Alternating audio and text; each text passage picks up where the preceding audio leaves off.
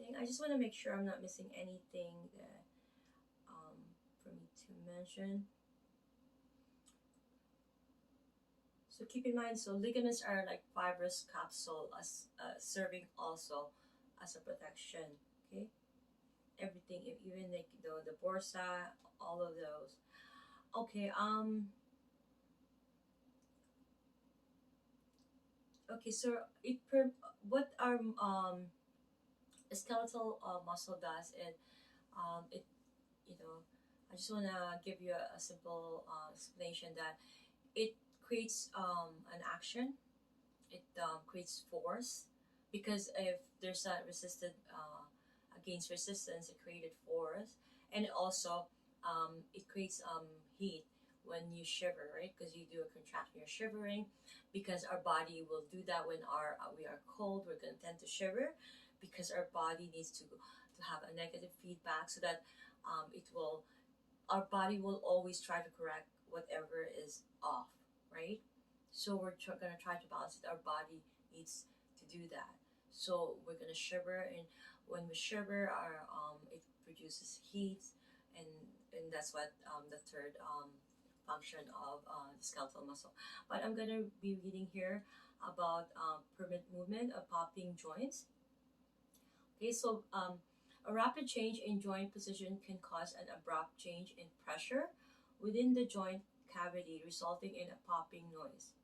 Okay, so types of movements occurring at synovial joints.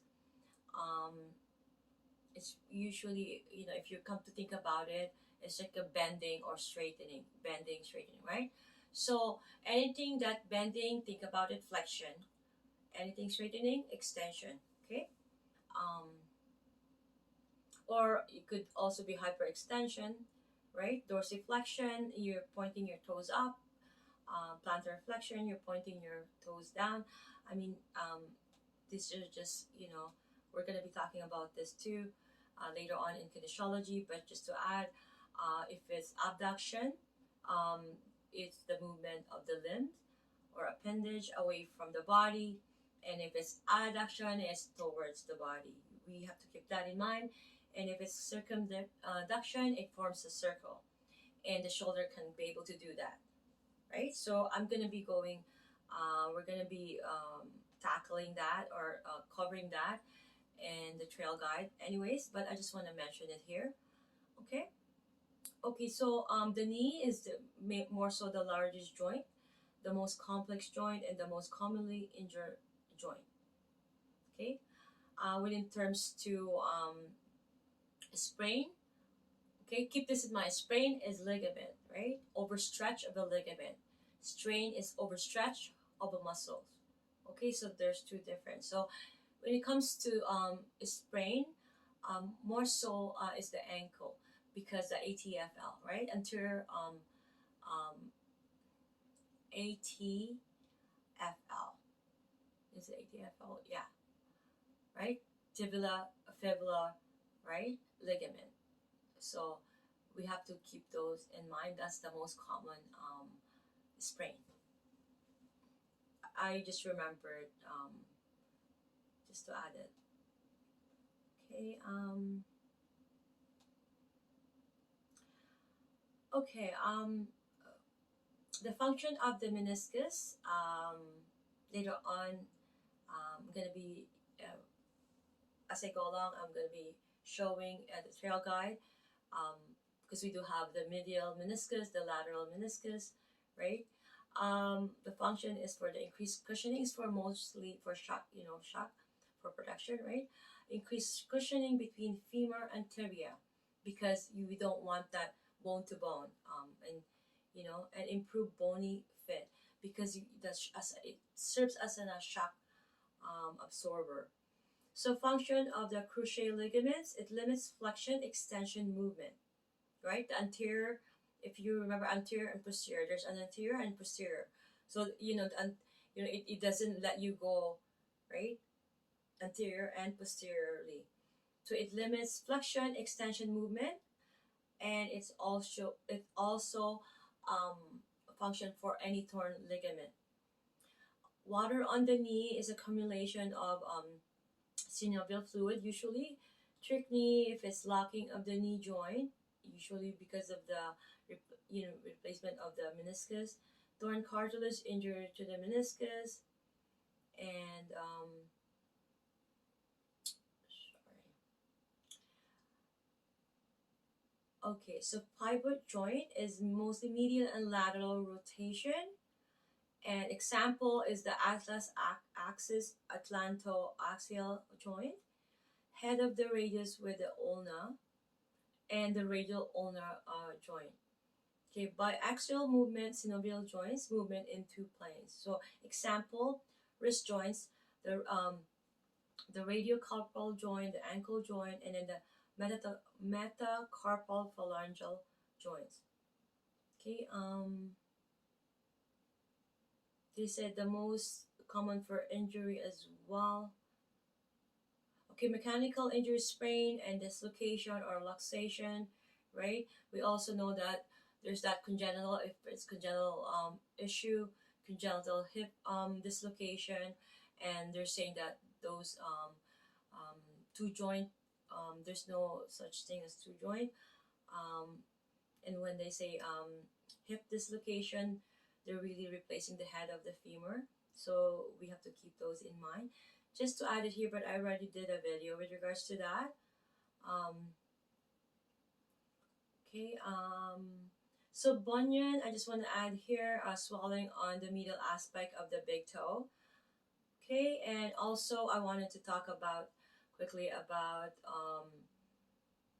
the rheumatoid arthritis. But again, the double jointedness is a misnomer. We have to keep that in mind, okay? And for dislocation or luxation, mostly is in the fingers, the thumb, there are TMJ, and the shoulder. This is usually when dislocation happens. So I know TMJ doesn't seem like, but shoulder, I know this is common. People know that, and the thumb, and the fingers, right? And but the TMJ as well. Okay, so keep those in mind. And I want to talk about rheumatoid arthritis and gout, those two things as well. So rheumatoid arthritis is an autoimmune disease.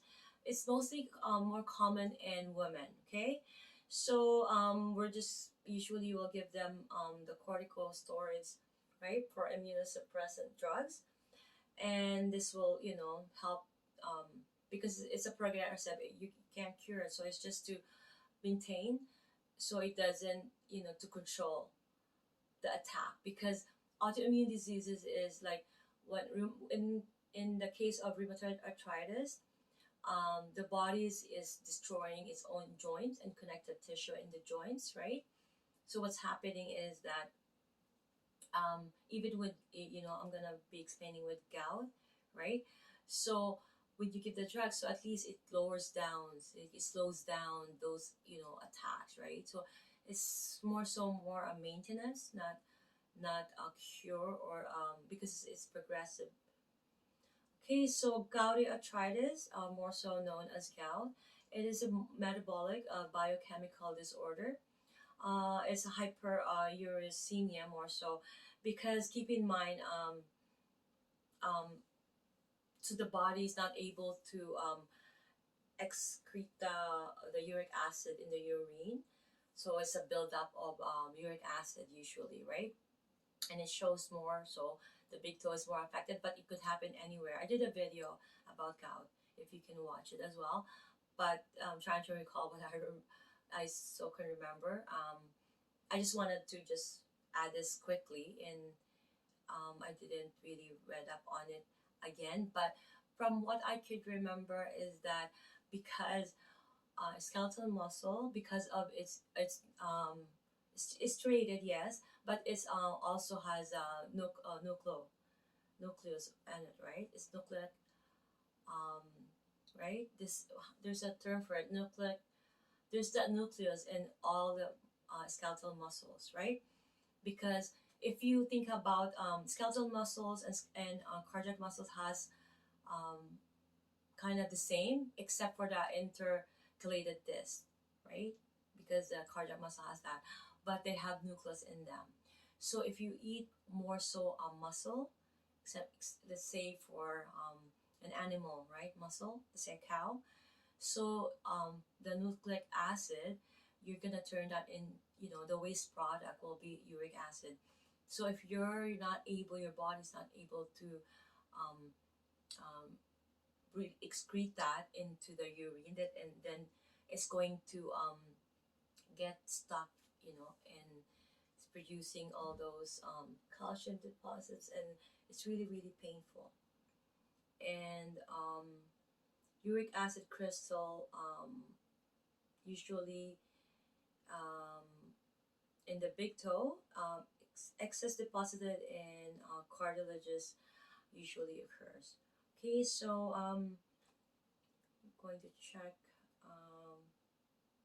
anything else. If I that that is going to be a next video. I have to do it in as a second part, perhaps three parts. Okay, osteoarthritis. I'm gonna be mentioning a little bit about it. Although I did a video about that too.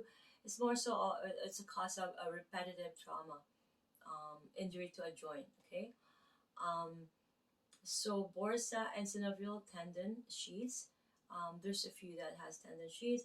So bursa is more so again a protective. It's sort of like a protection, usually from as a shock absorber too, right? A a synovial fluid filled sac that develops at points of friction. They are typically located between bones and muscles, bones and skin, and also between muscles. Okay, so if one example is the trochanteric bursitis, so that means there's inflammation in bursa because that in between the bone, is, is getting that friction of being rubbed against each other. That could be a factor for that. But I did a video about bursitis and tendonitis and all that if you wanted to watch it. Okay, usually athletes they're so prone for tendonitis and bursitis. Okay, I believe that I have mentioned everything else. So I just want to mention that synovial membrane is more so around the sac of the fibrous connective tissue. Okay, just to add that in the notes. And a few more last thing is that I wanted to mention about the myology. Okay, people I would be interested in studying further more about the muscles because I'll be working with muscles, and this is gonna be what I would like to help people with their day-to-day lives, to any pain that they have in their body, um, in terms of able to do a therapy with the skills and the knowledge that I have able to gain. So I'm going to be talking about a little bit about muscles here. There's 650 skeletal muscles in the body that comprise about 40% of the body weight. So keep that in mind. Um, Muscles, we know that character the basic characteristic is excitability, or the capacity to generate electrical impulse, or more so called the action potential. Just like the how the nerves, right? The nerves, right? Um, it has a capacity to do action potential. It's not as fast as how the nerves are, but it also have that action potential or excitability, and contractility, capacity to shorten in length. Okay, um, so we have to keep in mind that a muscle cannot really push; it could pull, right? So okay, so so when I am pulling, I'm doing flexion. I am increasing the angle, right? So I am flexion. My muscle can't really push the muscle back there. So what's happening here is the antagonist. This is basically my bicep is the agonist, antagonist is my tricep. Now the tricep is going to do its action. It's going to, right, do the extension. See, that angle was a big angle. Now it's going to reduce the angle, right? So that's what it does. It pulls. It only pulls. And muscle really there. I remember this teacher that I was listening to. It was in a funny way because muscle is really STUPID. All it does is contract and relax, contract and relax, and that's what I'm gonna be explaining, and you know how that the filament theory one by one so that we can better understand it both. Okay. Okay. So function of the muscular system is a voluntary movement, including speech and breathing. So keep in mind, the skeletal muscle is voluntary, so it's really really dangerous. For example, if a person have let's say myasthenia gravis or ALS, for instance, any a skeletal disorder, right? So keep in mind the diaphragm. Or okay, let's say for instance, if you get bit by a snake, so what's going to happen is it's going to secrete that poison that will really paralyze, right? I'm not gonna get into deep into that, but it'll paralyze muscle. So if you got bitten, it's fine, right? If you got, you can't walk, that's fine. You can't walk, you can just lie there. You got bitten anyways. But what's the most crucial thing is your diaphragm, your muscle, right? That is voluntary. If that get paralyzed, that stop, you're dead, right? There's no such way you can. Um, I wish there's an autonomic right system that's actually will be able to, right? But no, because if that's paralyzed, that is a muscle. It's a breathing muscle. Okay. Um, Also, the function of the muscular system or skeletal system is for posture, right? We keep that in mind because our bones is like the skeleton that we see that the reason why it's standing is because it has all those screws, right? To be honest, the reason why it's standing, it has a stand. When you go to a medical school or any therapy school or any I don't know medical field or school, they have to know the body, right? So me having said that, the skeleton you see is like in an erect position because it has a stand, right? And it has all the screwed together. But in real life, what's supporting our bones and is all the muscular, all those ligaments, all those connective tissues and all that. It's all together. That's why we have to protect our body because it's really it's sturdy. God made it like this. It's the function. It's integrated. But keep in mind that if you function one, since it's integrated, right? I don't need to go get full detail into it because I'm losing time for the main topic here.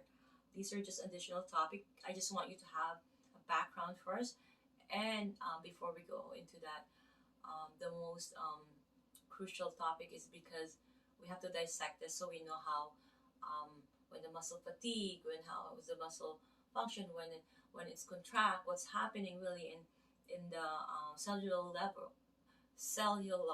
level, right? I'm also going to be discussing the structural level later, but in a different video. Okay, so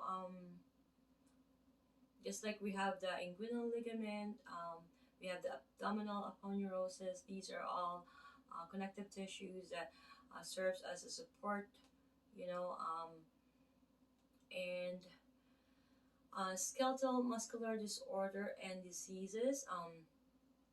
Skeletal muscular disorders, muscle agenesis. Because when we say genesis, is a life, a new life beginning, grow, develop, right? But if agenesis meaning it's not developing, so that means a failure to develop. Perhaps an example is let's say a person with one pectoralis major not developed congenitally.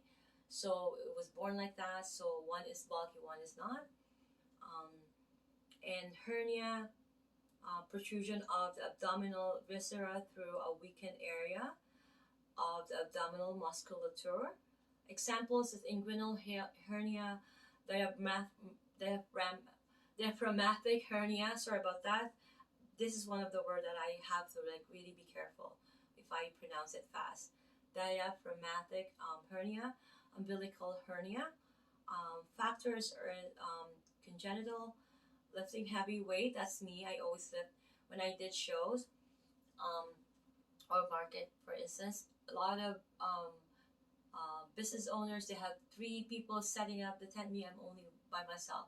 Big tent also, and I display my stuff nicely, and I take time one by one also to to supplement them. It's like and lifting here and there and not properly. So that's actually my issue as well because of the hernia because I of that factor, and I like to cough a lot because of the factor that I have asthma. Once I have asthma, I get cold. I start to build some sort of a little phlegm. It's not like yellow, it's like like infection phlegm, but it starts to like be slimy.